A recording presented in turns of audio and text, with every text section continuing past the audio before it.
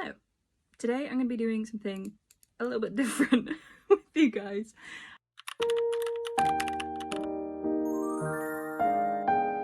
I'm going to be cosplaying Henry from Red, White and Royal Blue. It is a book and a movie. I'm going to be doing more of the movie version, where Henry is played by the incredible Nicholas Galitzine. Now you might be asking, Mo, you don't look anything like Nicholas Galitzine, to which you are correct, but also shut up. I know this is a bit of a different vibe of a video than I normally do, but just bear with me. I just want to have a chat, okay? I just want to have a chat.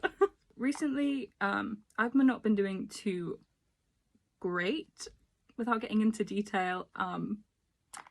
My brain's not been a very nice place to be, but that's fine. We're getting better. We're doing okay. So every time I have a time when my brain isn't doing too well, I'll tend to fixate on a certain piece of media or like form of media or something. It's normally a movie or a TV show, and this time around it was specifically the movie version of Red, White and Royal Blue. I watched it when it first came out ages ago, but decided to rewatch it. I have now watched it an obscene amount of times. I've read the book, I've watched all the interviews with all the actors and the behind the scenes, which there isn't very much of because obviously it came out during the strikes, but we're living in the holy grail of time to be a fan of this movie because now the strikes are over. Massive congratulations to everyone that was involved in striking the plea deal with the strikes. But it is incredible. We love people getting paid fairly for the job and the work that they do. But now that the strikes are over, there has been more behind the scenes stuff coming out, which is just perfectly coincided when I became obsessed with this. I've even gone as far as to watch all the actors and the directors and stuff on other works they've been in and worked on, and it's been interesting. It's just taken over. I've seen so many TikTok edits to Taylor Swift's London Boy. It's a little bit concerning. All that aside, what I really want to talk about today is the film itself and why I think I'm so connected with it, obsessed with it. I don't know, whatever you want to phrase it. First of all, what really stuck with me about this specific movie was how everyone involved took it so seriously. Like, it seems like they all had a great, obviously I wasn't there, I don't know, but it seems like they all had a great time being involved with this project, but everyone like fully committed and like gave their whole everything. Like, and when you see the cast of this movie, I mean, you've got some phenomenal actors here and you've got incredible talent behind the screen and in the editing and everything, and it really just came together. I feel like you can always tell when people involved in a project actually care about it and like want it to do well, or like, I don't know how to kind of describe it, but it just seems like everyone had so much passion for this and you can really like tell, like they committed hard. Also, incredible chemistry obviously between the leads. Like, Taylor Swift and Nicholas Galitzine are just incredible actors on their own, but together the chemistry was there, it was popping, it was real, it was alive. But also the chemistry between the rest of the cast was just, oh, so good, so good. Are you kidding me? All of the relationships were just so well portrayed. Bea and Henry was adorable. You could tell that they were like, I think they really represented the like support network they had for each other in the books really well. Nora, I love Nora anyway, but her relationship with Alex was so good. I loved the little peasant Nora relationship as well. That was incredible. Uma Thurman as Alex's mum, Uma for president 2024. That's all I'm gonna say. Also, my favourite character by far was Zara. Sarah did an incredible job with that role, and her chemistry with Alex was also incredible. I just, literally the most iconic lines. When I tell you, she's my queen, she's my everything, I'm not gonna lie to you. Also, the fact I'm covering up my moles to put on different moles is it's an irony I'm well aware of. We're not going to talk about it, okay?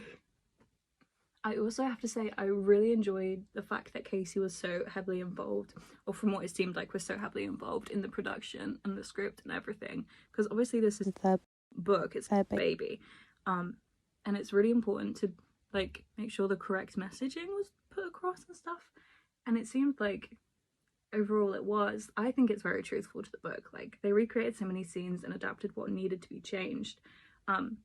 As far as adaptations of books and things go, obviously there's been some not so great ones, but I think this one is really good. It's very good. I still have so much contouring to do. Oh, good lord. I'm about to do contouring. It's gonna get scary. Just bear with me.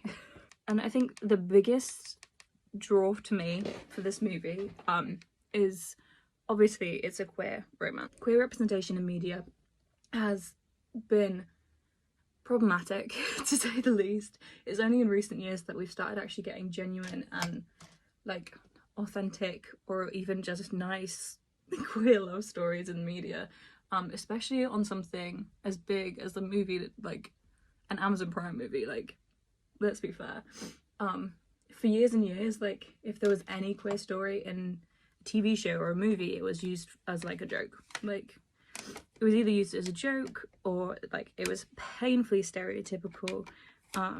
We were a gag. Like it wasn't something to be taken seriously. And then when it did start to be taken seriously, all of the stories were full of just sadness and trauma. There was death, you know, everyone knows about the kill your gays trope. There's also like even stories where one of the love interests weren't killed off. There was always something like a cheating scandal or some other horrifying way. It always focuses on the coming out being a traumatic and horrible experience, and there's just not very many queer stories that just invoke joy and happiness. And yes, this movie is very cheesy, like let's not get this wrong, but it's so refreshing to have. Like we didn't get that, we still don't get that a lot of the time, and just having a story that's so funny and fantastical but also somehow like really grounded, like these characters feel like they could be real people, and that's part down to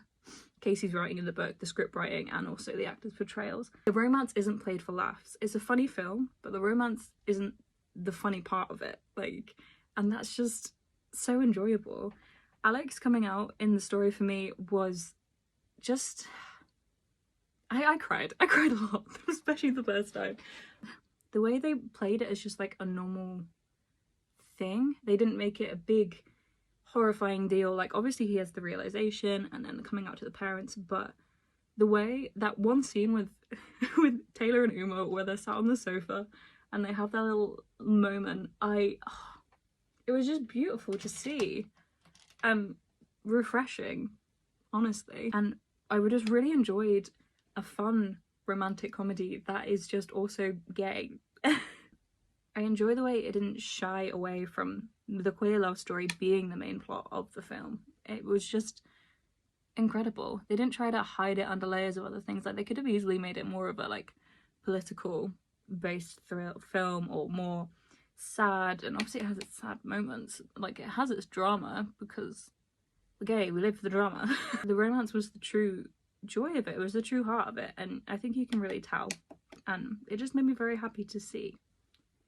Do I think it's a world-renowned piece of cinema that's gonna change lives and change the world? No. But it's fun. I've seen a lot of people come together over this piece of media, and that just brings me so much joy, and it helped me out quite a lot when I needed it.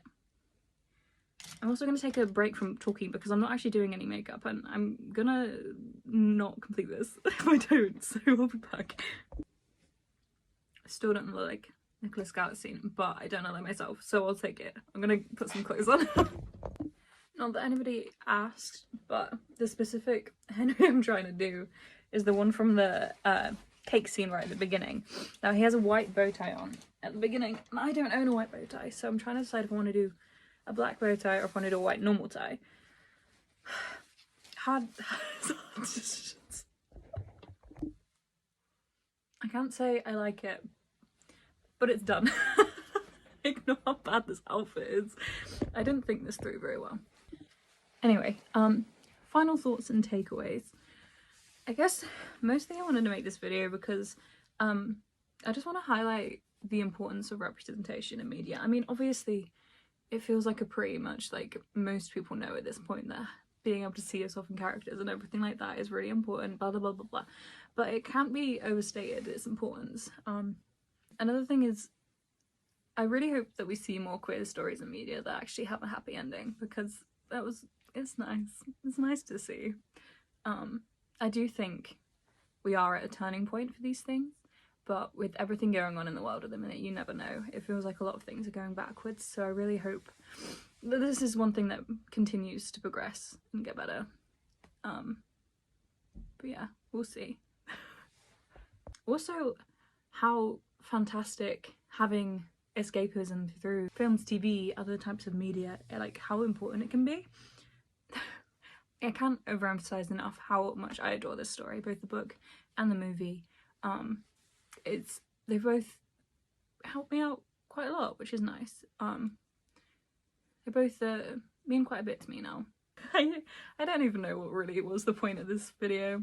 A friend of mine, when I was first talking to people about being obsessed with Red, White and Royal Blue, was like, oh, I can't wait to see the cosplay, da da da. And I was joking and being like, oh no, it's not going to happen, because I don't tend to cosplay characters that are like real people, if that makes sense. I tend to just do it from animated properties rather than like screen actors or whatever.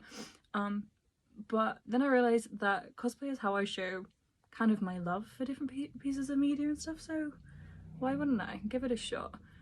Amazon Prime, if you're watching this, I really hope you're not. But maybe consider giving us a sequel. I saw another creator, if I can find who they were, I'll tag them in the comments, but another creator saying how cool it would be to have like an extended edition, because it's very obvious there's been like quite a few scenes that were cut from the movie. So if they released an extended edition, then they could do like another premiere, but actually have the cast and the directors and all the behind the scenes folk all be able to go and celebrate this piece of work, because it's not just me this means a lot to. Like, there's a whole community online that I've found that of people just thriving from this, and it'll be nice to celebrate them. I'm gonna go cover myself in cake now to take some photos. But yeah, that's about it. I wasn't kidding about the cake, and this was a really stupid idea. Go stream Red, White and Royal Blue on Prime Video. Why did I choose pink cake? Anyway.